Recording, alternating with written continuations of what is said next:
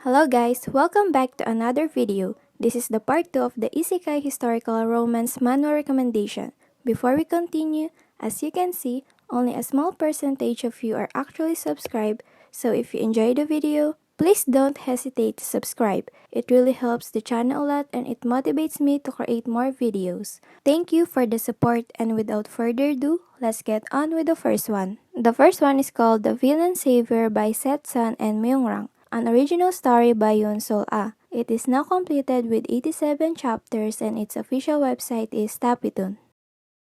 A young boy named Asef was destined to live a tragic life. As a child, he once had a perfect life not until his father decided to accuse his mother of cheating. From then, his father became abusive. For a while, his mother goes away, and when she came back, Asef thought that this misfortune would finally stop, but he was wrong. His mother came back pregnant and his father was furious that the baby was not his, so he would occasionally be drunk and abuse the both of them. Then they came to a point where his mother was so beat up and malnourished that Asep needed to desperately steal medicine from the street, and when he came back, the house was on fire and he lost his family just like that.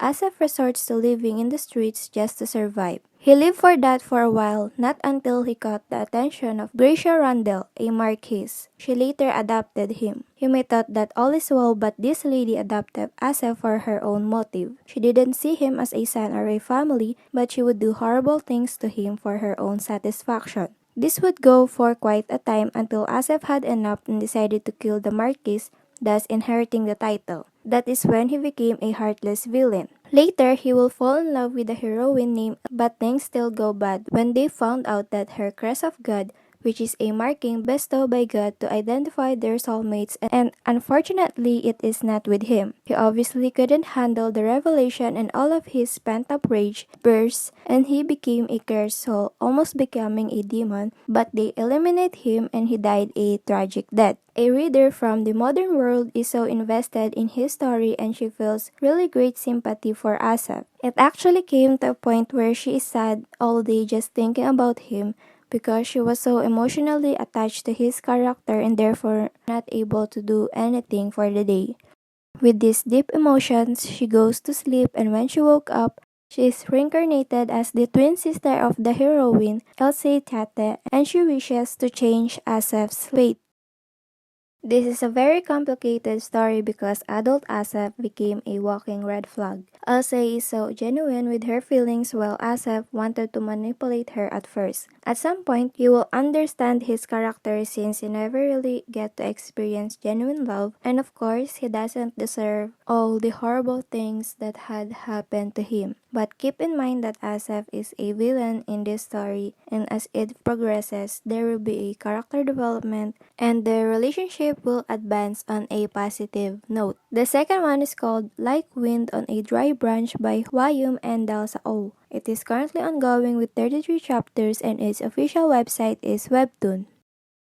Mourning from the death of her husband, Rita Tristi is in a depressive state. In their land, it is a traditional thing when one of the couples died, the other one would sacrifice themselves, aka be buried alive beside their significant other. His dead husband's dying wish is for her to do that. In the middle of the ceremony, the Archduke of Asias, also known as the outcast prince of the empire, came to visit. After paying his respect, he came to collect the payment for the death of the Count, Rieta's ex-husband. He said that he would take Rieta in exchange for the huge amount of debt they had. At first, the son of the Count was skeptical, but he thought that Rieta was of no use for them, so he later agreed. Rieta was now living in a small house given to her by the Archduke. It was later revealed that the Count Casarius was a gross man who, after getting rejected by Rieta, resorted to selling her daughter to some unknown salesman, leaving her no choice but to marry him. Her goal this time is to find his daughter as she accompanies the Archduke together with his harem.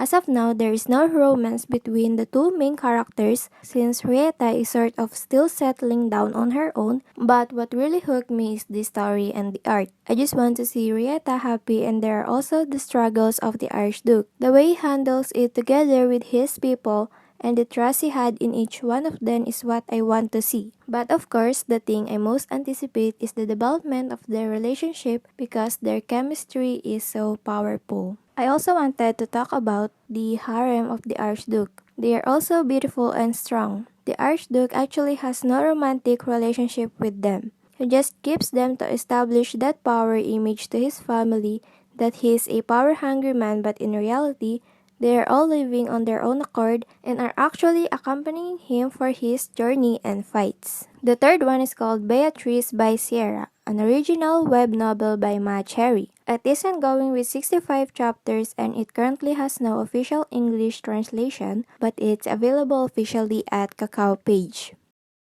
A girl named Chloe grew up as a slave. At the age of 23, the king of the palace visited and claimed to be his father, thus adopting her and later becoming a princess. That's when she became Beatrice. One day, a man named Gilbert, who is a friend of his father, came to request a marriage with one of the princesses. The king offered Beatrice instead of his two biological daughters, and that is the start of her living a miserable life. Beatrice lived a horrible life for 2 years, not until the emperor of the country came to invade their country, led by the Grand Duke Alexander Graham. All of her family are decapitated as her life was spared and is now staying in a prison. Throughout her stay, she has gone through traumatic experiences and came to a realization that her life as Beatrice is done. No matter what the outcome, she'll be put in forced labor and live a not worthy life. When they reached the empire, she quickly changed her appearance, almost recognizable as a boy. She abandoned being Beatrice and lived again as Chloe. She later became an apprentice for the medical team of the empire, as she also acquires a great knowledge and deep passion for the medical field. Throughout her stay, she would be associated with the Duke and would later assist him in his journeys. So the catch with this one is the thrill of Chloe hiding her identity as the story progresses. They are actually becoming closer and closer, and I remember these two are taking a while, and I must say it is a slow burn. So if you people don't like that trope, and maybe this is not the one for you. But for some people who are patient, I think it is definitely worth it. The fourth one is called Elixir of the Sun by Song Yi Kon and Wan, an original web novel by Soldam. It is currently ongoing with 39 chapters and its official website is Lishin.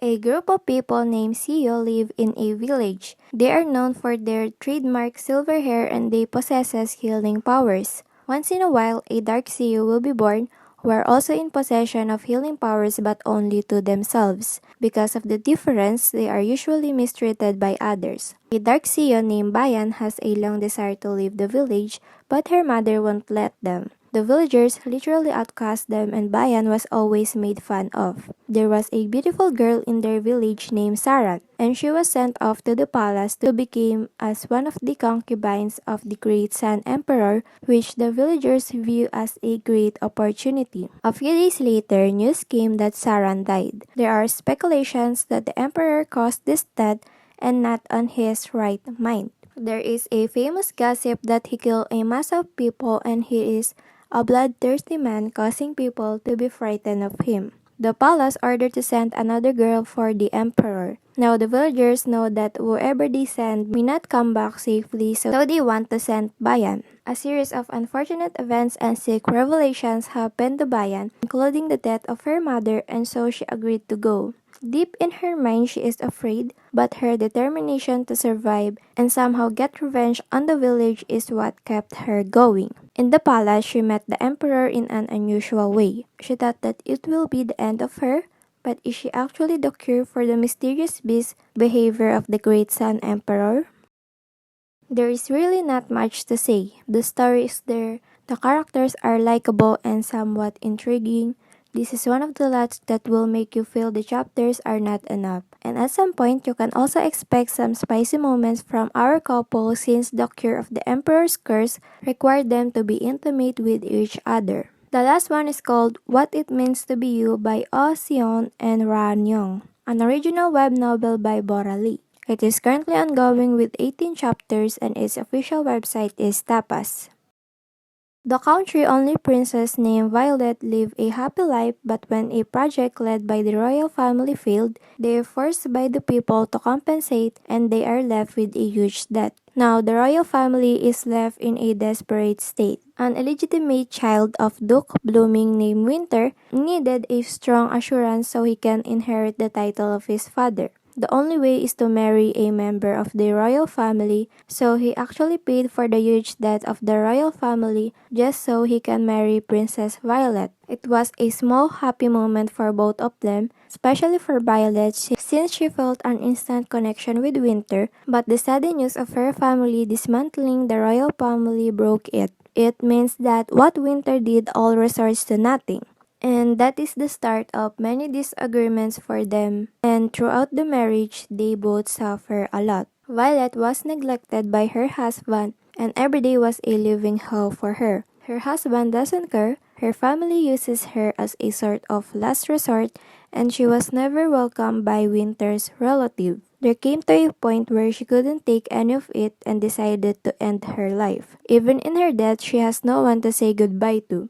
After a while, she met a fresh view but actually woke up on her husband's body. She is shocked and later comes to the realization that she and her husband have swapped bodies. This manhwa contains a trigger warning for self-harm and abuse, so beware if you decided to read it. I was actually intrigued by this one because it is not your usual romance. They really take things far. The misunderstandings are crazy. The couple has poor communication and overall not desirable to read, but something has kept me to keep reading it. Whether it is the strong angst or my curiosity of finding out how they will end up might be also the same case for you. So I guess give it a try when you have nothing on your list. I think this might be an interesting read for you. That is all for the video. I hope you enjoy it and find something worth reading. It is the start of the classes again, so I hope you are all doing fine and have a good day and see you next time.